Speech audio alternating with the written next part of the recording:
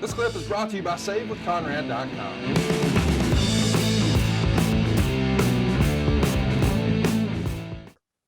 Well, and it's also probably important, since we talked about how business was sort of in a slump. You need fresh, young, hungry, and also affordable talent. So a guy like this coming in checks all those boxes. Do you remember who would have gotten the credit for coming up with the name Hunter Hearst Helmsley and this gimmick of being, I guess, a Connecticut blue blood who wore a tailcoat? No, I'm sure that at the end of the day, as we always talk, Vince blessed it, but maybe somebody on creative, maybe Hunter himself came up with it. I'm not real sure. But the gimmick was nothing really extraordinarily new. The aloof, looking down his nose at you, heel, was not a new concept. It was just repackaged and redefined in his character and his body. So I'm thinking maybe he you know, he was a very creative guy. Good at, if he was in a match on TV, even young like that, he would always have ideas on how to make it happen better. So he was, again, willing to take a chance on his own creative, his own instincts. So I would probably think Conrad at the end of the day, and that's a very predictable answer, probably Vince. Vince would probably put the finishing touches and all that stuff and make Hunter that Greenwich. You know, it wasn't coincidental that Vince lived in Greenwich, and right. You know, so that's how I see it anyway. There may be Bruce may be able to clarify that better than I from a creative standpoint, but somewhere along the way, when you talk about creative, you have to include the old man's input and guidance every time.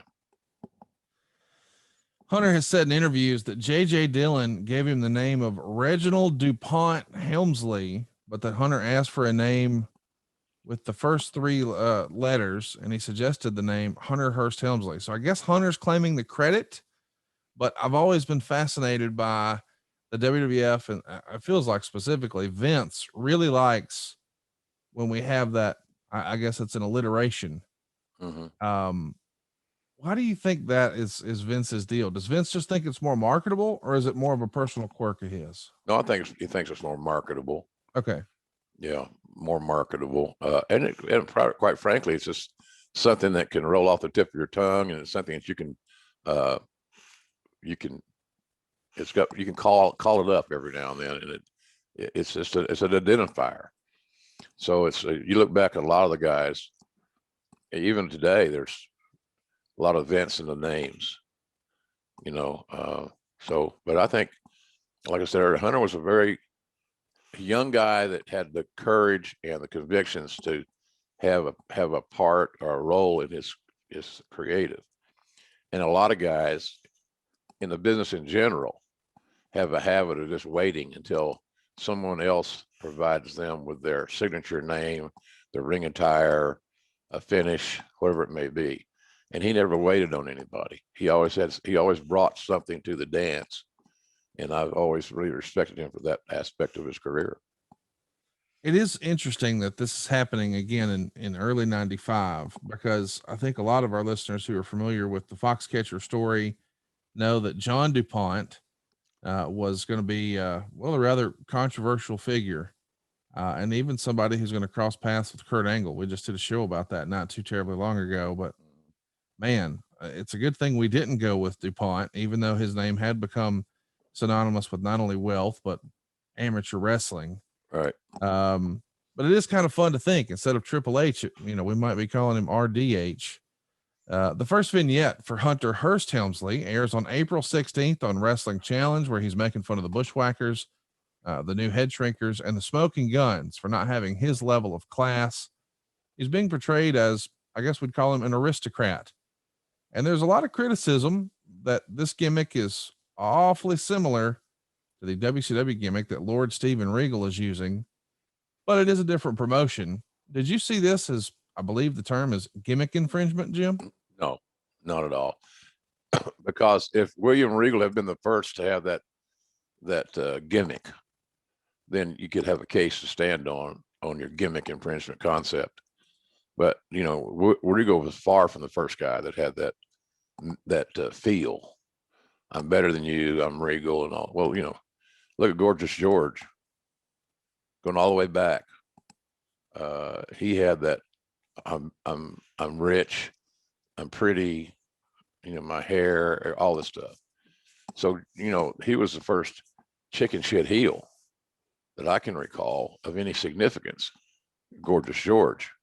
So there are a lot of guys that followed. When George had his success, it's inevitable. It's the same thing that's happened in wrestling even since those days in the 30s and 40s. When somebody comes up with a gimmick, and it's a territory system, where there's no overlap in televisions, Conrad, then a lot of guys copied those gimmicks, and then they made it their own for their region. And the only place anybody saw it was in that region. And if you weren't traveling abroad or out and about, you didn't even know about that concept. So I don't think it was gimmick infringement at all with those two guys. But no doubt in my mind, they both would have made it. That would have been a hell of a team, because I have great respect for Regal and think he's grossly underrated, I should say, underrated. And he would have taught, the great lessons there would have been how much he would have taught Paul Levesque by being his partner. That's always a benefit, but we don't look at that sometimes as fans. Right. We just look at the matches they had, or they had this real good match with Harlem Heat, or whatever the case may be. So yeah, I think a lot of his creative was him, Triple H. I feel strongly that saving money is important. If it's not something we worry about now, boy, we are really going to worry about it later. And I want to help you get out of debt faster and do it with cheaper monthly payments. I'm talking to you if you're in a 30-year loan. Now is the time to take years off of your loan. We're routinely helping our listeners cut 5, 10, even 15 years off their loan. And you can do this without perfect credit, with no money out of pocket. You've just got to start at savewithconrad.com. To close the year, Hunter is at the In Your House It's Time event down in Florida. He's going to be hitting on Marlena, which is going to lead to Goldust interfering in the Mero Helmsley Intercontinental match. And that allows Mero to get the count-out victory. Not long after this, Hunter is going to acquire the services of Mr. Hughes as a heater. Mm-hmm. How did Mr. Hughes come into play? Well, it was just good casting, I think. He was fresh, imposing looking, big guy, and he filled the role. You want a bodyguard kind of a guy, the heater. He's a bodyguard. He's an asset that a wrestler could use when times got tough and challenging, that could bail his ass out. And Curtis didn't have to talk. He just had to be big and impressive, and he was. And he's gone on to train a lot of really good talents, and he's got a wrestling school there in Atlanta. And I used to kid him all the time. He played defensive tackle for Kansas State. And at that time, they weren't very good. Of course, I remind him of that every day, because my Sooners were doing pretty good. And so we were calling Kansas State, so the Wildcats, we were calling them the Milecats. And he and I still laugh about that. But Curtis is a good guy. Funny story about Curtis. After WrestleMania 9, I think we're in the subsequent televisions, we were in the departure lounge in Phoenix.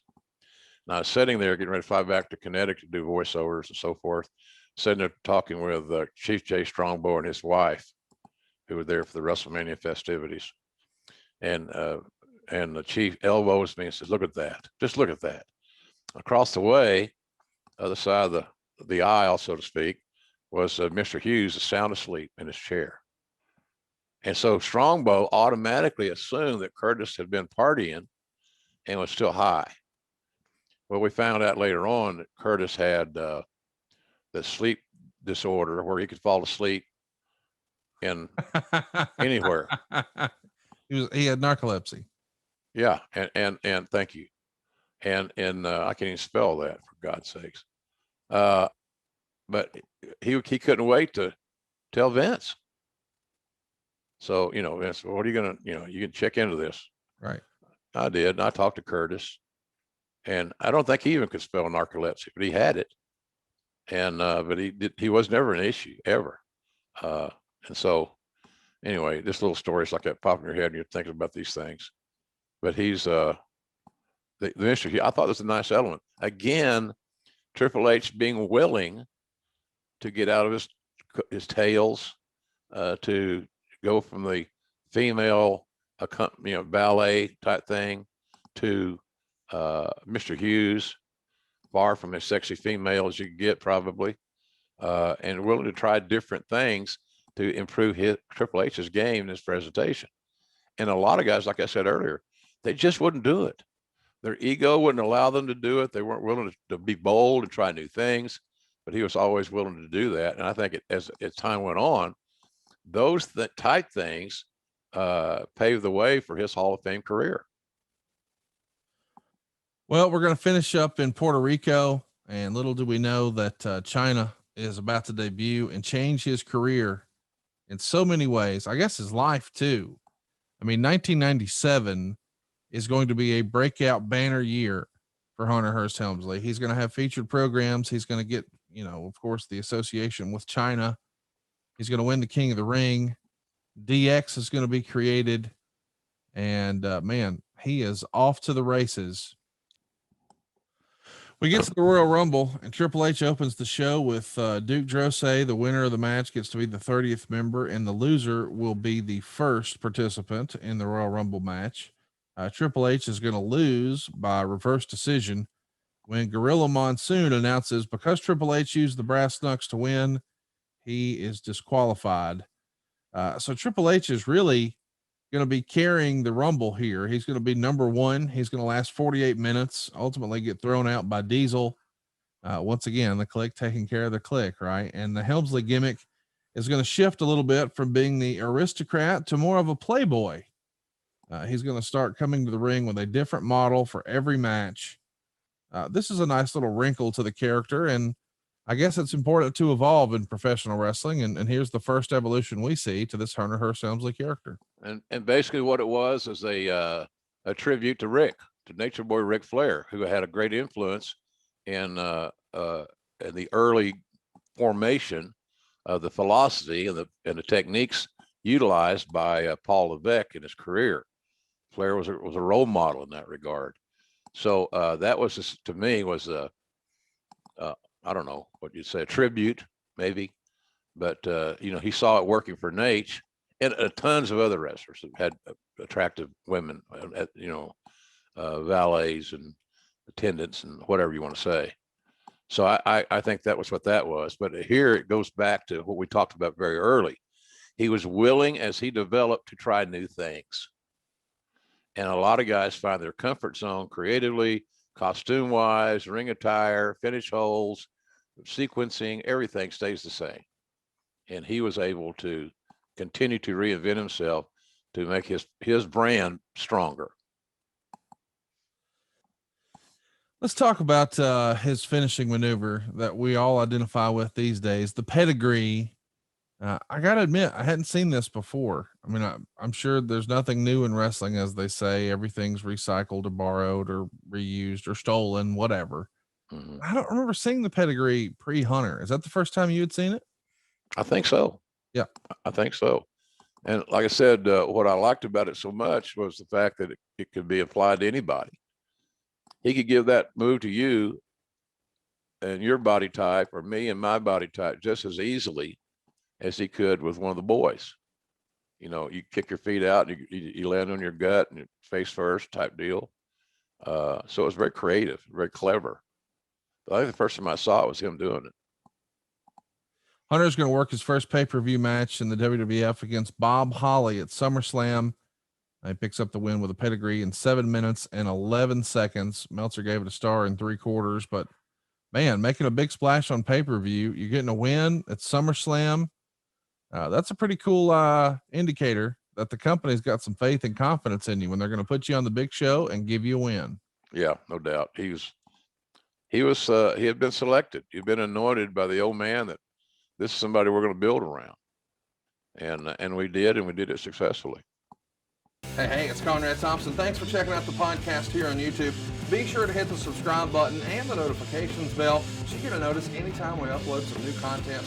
And go save yourself some money right now. If you're in a 30-year loan or you have credit card debt, it's not a matter of if I can save you money. It's a matter of how much.